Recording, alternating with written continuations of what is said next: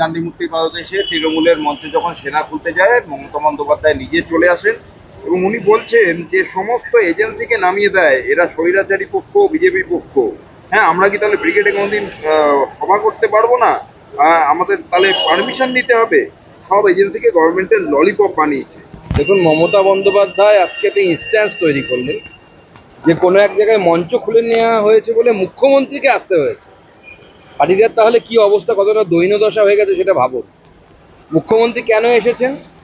Simple ব্যাপার, যখনই মুখ্যমন্ত্রী বা তার সরকার যখন বিপদে পড়েন তখন হয় মদন মিত্রকে দিয়ে একটা কোনো কমেন্ট করানো হয় বা নিজেদের মধ্যে কোনো একটা গোষ্ঠীদ্বন্দ্ব দেখানো হয়। ঠিক সেই একই কারণে 1804, তার মধ্যে তৃণমূল কাউন্সিলর, তৃণমূল বিধায়কের মেয়ে, কারো বৌমা, এই যে নামগুলো বেরিয়েছে এবং ঐতিহাসিক এই যে ঘটনা।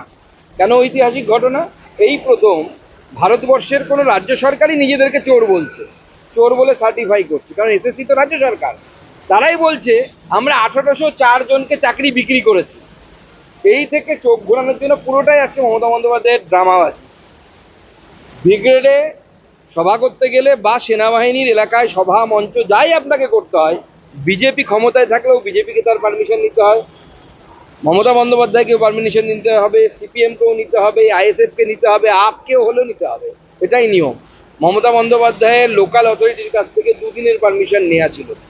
দুদিনের পারমিশন নেওয়ার পর তার থেকে বেশি দিন যদি করতে হয় আপনাকে মিনিস্ট্রি অফ ডিফেন্সের কাছ থেকে পারমিশন নিতে হয়। এটা বিজেপির জন্য, শুধু মমতা বন্দ্যোপাধ্যায়ের জন্য নয়। আমি যতদূর খবর পেয়েছি আর্মির কাছ থেকে বারবার জানানো হয়েছে যে আপনাদের সময়সীমা পার হয়ে গেছে, আপনারা ব্যবস্থা নিন। মানে মমতা বন্দ্যোপাধ্যায় মিথ্যে কথা বলছেন। আপনাদের সামনে উনি প্রেস কনফারেন্স করে যেদিন প্রশ্ন নেন না, ডাইরেক্ট বলে দেন যে কথাগুলো বলেছেন সম্পূর্ণভাবে মিথ্যে কথা এবং পুরোটাই ড্রামাবাজি, এই 1804 জন থেকে মুখ ঘোরানোর জন্য। আগামীকাল যদি আরো কিছু বিতর্ক হয় তৃণমূলের মধ্যে গোষ্ঠীদ্বন্দ্বের ব্যাপার দেখতে পাবেন, ওটাও একই কারণে, ক্যামেরাটা যেন ওদিকে ঘোরে। 1804-এ যেন ক্যামেরা বেশিক্ষণ না থাকে। মোদী বাবুর অনুমতি নিয়ে আমরা অনুষ্ঠান করতে হবে, আমরা অনুষ্ঠান করব না। উনি যখন এখানে আসেন, মানে নরেন্দ্র মোদীর কথা বলছেন, মোদীর তাহলে আমাদের সরকারের থেকে অনুমতি নেওয়া উচিত।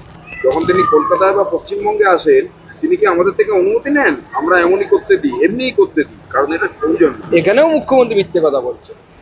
মুখ্যমন্ত্রী 19 সালে, 14 সালে বিভিন্ন সময় নরেন্দ্র মোদী সভার জন্য পারমিশন দেয়নি, হেলিপ্যাড করার জন্য পারমিশন পর্যন্ত দেয়নি, নো অবজেকশন দেয়নি। এরকম বহু উদাহরণ আছে।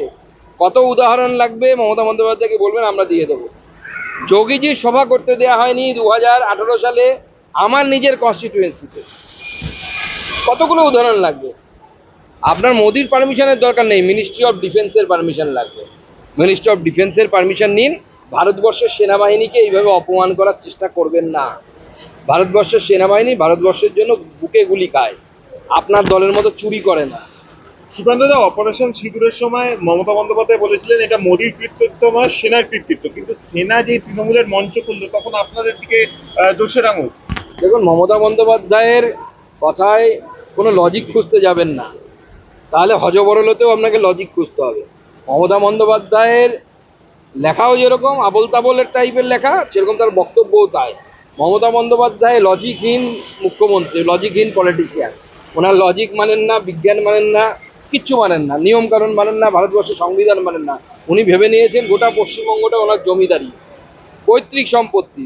সেই পৈতৃক সম্পত্তির মতো ব্যবহার করতে চাইছেন। বিরোধীদের কর্মসূচিতে আপনাদের আদালতে গিয়ে পারমিশন আনতে হয়। অবশ্যই আমরা নিয়ম বিরুদ্ধভাবে আজকের যে মঞ্চ সেনা খুলে দিচ্ছিল তাদের মমতা বন্দ্যোপাধ্যায়ের বসে হয়েছিল, তিনি কেন আদালতে যাচ্ছেন? দেখুন, আমাদেরকে তো সব ক্ষেত্রে আদালতে যেতে হয়। আপনি একটা মিছিল করবেন, আদালতে যেতে হবে। একটা সভা করবেন, আদালতে যেতে হবে। এরপরেও মমতা বন্দ্যোপাধ্যায় এত বড় বড় কথা বলছে কোন মুখে? এটা মমতা বন্দ্যোপাধ্যায় পারেন মাইরি। মানে এই ধরনের মিথ্যাচার করতে মমতা বন্দ্যোপাধ্যায় ছাড়া ভারতবর্ষের আর কোনো রাজনৈতিক নেতৃত্বকে আমি অন্তত পক্ষে দেখিনি। মমতাকে দেখে 200 ভারতীয় সেনা ভয়ে পালিয়ে গেছে। মমতা বন্দ্যোপাধ্যায়কে তো পাকিস্তানের হায়ার করে নিয়ে যাওয়া উচিত। মমতা বন্দ্যোপাধ্যায়কে দেখে যদি 200 ভারতীয় সেনা পালিয়ে যায়, মমতা বন্দ্যোপাধ্যায়ের এখানে মিস ইউজ হচ্ছে। ওনার পাকিস্তানে যাওয়া উচিত, আসিফ মুনিরের সাথে সাহায্য করা উচিত ওনাকে। ভারতীয় সেনা কাউকে ভয় পায় না, ওনার মতো লোককে তো ভয় পাওয়ার কোনো প্রশ্নই নেই। ভারতীয় সেনা সাংবিধানিক পদগুলোকে সম্মান করে, সেটা তৃণমূল কংগ্রেস মানেন না বা তৃণমূল কংগ্রেস করে না। পশ্চিমবঙ্গ উর্দু একাডেমির অনুষ্ঠান স্থগিত। পশ্চিমবঙ্গ উর্দু একাডেমির অনুষ্ঠান স্থগিত কারণ জাভেদ আখতার প্রধান অতিথি ছিলেন। জামাতে উলামা হিন্দ এবং আরও অন্যান্য মুসলিম সংগঠনের দাবিতে এই অনুষ্ঠান স্থগিত করে দেওয়া হয়। কেন তা কারণ আমার জানা নেই, কেন স্থগিত হয়েছে না হয়েছে। তাকে তারা উর্দুতে ওখানে নিয়ে গিয়ে সভাপতি করতে চায়, তাদের ব্যাপার। জাভেদ আখতারকে নেবে না ফিরহাদ হাকিম সাহেবকে নেবেন নাকি ফুয়াদ হালিমকে নেবেন, তাদের ব্যাপার। সুকান্ত দা, এসএসসির যে আজকে অভিযান ছিল, মেট্রো স্টেশন থেকে দেখা গেল যে একবারে কলার ধরে তুলে নিয়ে আসা হচ্ছে, বুকে ঘুষি মারার অভিযোগ উঠেছে পুলিশের বিরুদ্ধে যোগ্য চাকরি হারাতে। ওই যে মমতা বন্দ্যোপাধ্যায় বলেছিলেন না একটু আগে, তো উনি আপনাদের প্রেস কনফারেন্স করে বলেছেন যে পারমিশন দরকার নাকি মোদিবাবু আন্দোলন করার জন্য। এখন কাদের পারমিশন? শিক্ষকরা তো তাও তো মাস্টার ডিগ্রি করা, কেউ মাস্টার ডিগ্রি বিএড করা, কেউ পিএইচডি করা আছেন, যোগ্য শিক্ষক। তারপরেও তাদেরকে পিঠে কিল ঘুষি খেতে হচ্ছে। আর মমতা বন্দ্যোপাধ্যায় চোর ছ্যাচোর 12 ফেল এই পার্টির লোকেরা তারা ওখানে বসে সভা করবে, তার জন্য পারমিশন প্রয়োজন হবে না। দাদা, মমতা ব্যানার্জি আরো একটা কথা বলছে, ইডি সিবিআই কে দিয়ে পারেনি, এবার সেনা নামাতে হয়েছে। কুণাল ঘোষও বলেছে মমতা ব্যানার্জি। অপেক্ষা করুন, ইডি সিবিআই তো খেলা শুরুই করেনি এখনো খেলা শুরুই করেনি আমার মতে। আরো অনেক কিছু আছে। ইডি সিবিআই যদি ধরতে শুরু করে, মমতা বন্দ্যোপাধ্যায় পার্টি উজাড় হয়ে যাবে। মমতা বন্দ্যোপাধ্যায় এবং তার দলের লোকেরা যে এত বড় বড় কথা বলে, যে দলের শিক্ষামন্ত্রী, প্রাক্তন শিল্পমন্ত্রী এখনো জেলের ভেতরে, আবার কটা যাবে তার ঠিক নেই। জীবন কৃষ্ণ জেলের ভেতরে, মমতা বন্দ্যোপাধ্যায় তার বাবা বলছে প্রচুর সম্পত্তি করেছে। আমি জানি না মমতা বন্দ্যোপাধ্যায়ের পরিবারের শ্রদ্ধেয় লোকেরা বেঁচে থাকলে তারা কি বলতেন মমতা বন্দ্যোপাধ্যায়ের পরিবার নিয়ে। সুকান্তদা, আজকে অভিষেক বন্দ্যোপাধ্যায় সমস্ত জেলা নিয়ে সাংগঠনিক বৈঠক করছেন, আজকে ঘাটাল নিয়ে বৈঠক ছিল, এবং সেখান থেকে তারা এবার দাবি করছে যে ঘাটাল মাস্টার প্ল্যান সেটা 2015 সাল থেকে কেন্দ্র 1 টাকাও দেয়নি। মমতা বন্দ্যোপাধ্যায় 1,500 কোটি টাকা বরাদ্দ করেছেন, 500 কোটি টাকা ইতিমধ্যে দিয়েও দিয়েছে। বৃষ্টির জন্য একটু দেরি হচ্ছে, কিন্তু ঘাটাল মাস্টার প্ল্যানের কাজ এই রাজ্য সরকারই করবে, কেন্দ্র টাকা দিচ্ছে না। দেখুন, গত লোকসভা নির্বাচনের আগে দেবকে পাশে নিয়ে অভিষেক বন্দ্যোপাধ্যায় কি বলেছিলেন সেই ভিডিওটি একটু চালিয়ে দেবেন।